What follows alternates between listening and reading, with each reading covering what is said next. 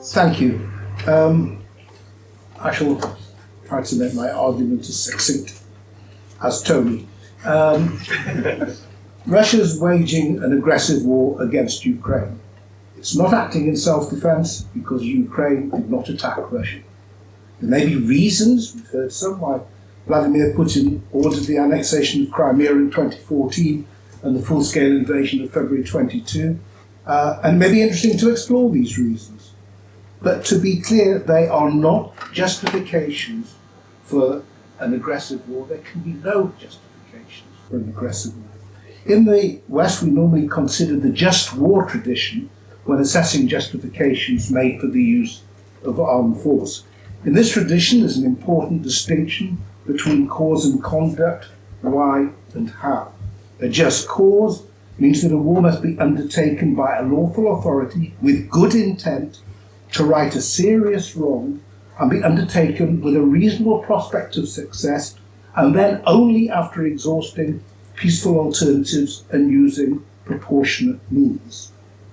Just conduct requires not making matters worse, using force proportionate to the wrong to be righted, and sparing non-combatants. So a war needs special justification and men should be fought as humanely as possible. On almost every one of these tests, Russian aggression fails. Let me emphasize here that the question of how a war should be fought is bound up with whether it should be fought at all. I'm not going to labor this point today, but it's important to note that even if the Russian government had kidded itself that this would be a walkover, that it is still stuck in a hopeless campaign after well over 3 years of fighting against a supposedly weaker country with an illegitimate government.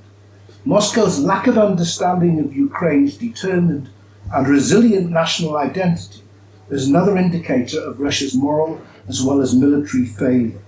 It had no idea of the mess it was getting into and the tragedy it was inflicting upon itself as well as Ukraine. Tim invites us to peer into Putin's head, which is a strange place to go, but if we're going to go, we have to perhaps consider this like a psychiatrist dealing with a patient with paranoia. We may discover that our patient harbors deep and dark thoughts about NATO as well as about Ukraine. And these generate a sense of profound insecurity. That seems to me to be the argument. And sometimes, of course, the paranoid are right. They're right to be worried. But if we discover that there's no reason for them to worry, we may have an explanation for the consequential criminality. They did this terrible thing because they were deranged, but we have no justification. If the Russian government had not fallen prey to its own insecurities and considered the situation more carefully, it would have held fire. We must also be careful because Putin and his propagandists have given a variety of reasons for the invasion at different times. In some accounts, NATO enlargement doesn't enlarge, but in most, and in particular Putin's famous essay of July 2021 on, quotes, the historical unity of Russians and Ukrainians, NATO is mentioned only once as exercising control over the Ukrainian government, because it's a theme of what the Russians say, that Ukraine has no agency of its own. But the purpose of Putin's tendentious history is to demonstrate that Ukraine has no right to exist as an independent state, that it is an artificial creation and has an illegitimate government and should therefore return to its proper home. And that, I believe, is Putin's core motive. When Russians speak about the root causes that must be addressed if the conflict is to be resolved, they do tend to refer to NATO enlargement, but they also refer to an issue that hasn't been mentioned, is the position of Russian speakers inside Ukraine, although I have to say most Ukrainian Russian speakers that I know are desperately concentrating on their Ukrainian and don't want to speak Russian again. On NATO expansion, we've got to deal with this issue that was ever a firm promise. It was never a firm promise. And the discussions that have been mentioned took place in the context of NATO, of German reunification, when the Soviet Union was still whole. And it was not the collapsed Soviet Union that turned into 15 states. You can find comments by German Foreign Minister Genscher about the possibility of no NATO expansion, but he was countermanded by Chancellor Kohl, who vetoed the idea. Tony's mentioned the Founding Act. Yeltsin praised the Founding Act. He welcomed the Founding Act of 1997 when it came. This set up a joint NATO-Russia permanent joint council to serve as a venue for consultation, cooperation and consensus building. The two sides insisted that they did not see each other as enemies and also promised to refrain from, quote, the threat or use of force against each other as well as against any other state, its sovereignty, territorial integrity or political independence.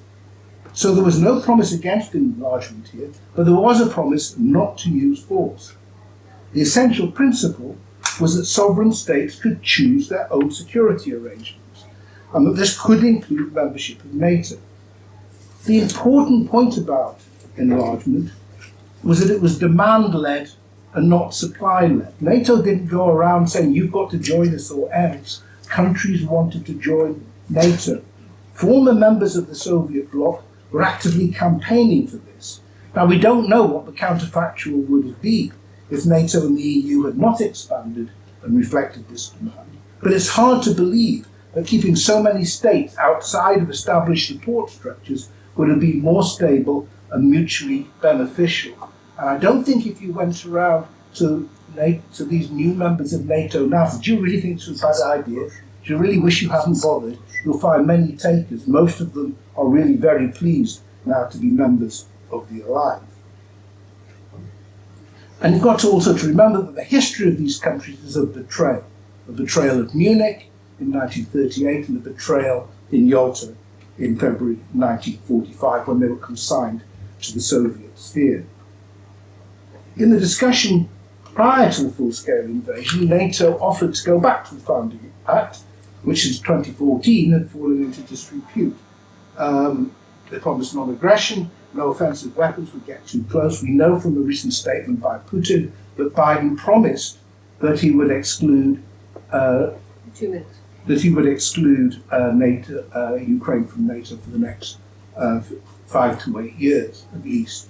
And in fact, since the Bucharest summit has been mentioned, which was an absolutely sloppy piece of diplomacy, but what was clear was nothing was done then to make Ukraine a member of NATO, which is, that was a long time ago, and no moves had been made, nor would have been made if Russia hadn't invaded. And even now, it's still pretty difficult to see how this is going to happen.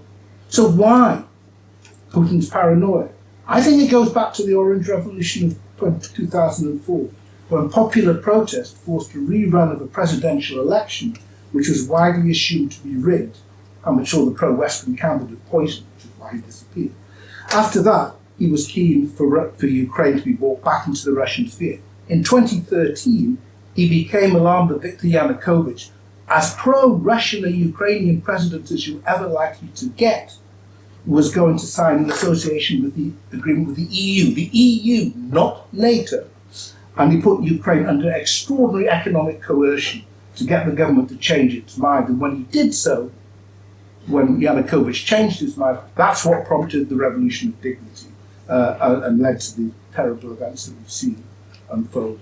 What Putin finds objectionable is not Ukraine's friendship, but its agency, its right to make its own decision and chart its own course. He was especially alarmed that he might turn into a Western democracy, for that might have been contagious and infected Russia.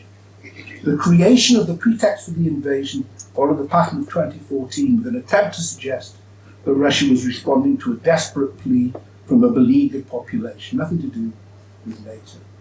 There are no honourable motives justifying Russian aggression against Ukraine. It was a terrible choice made for bad reasons.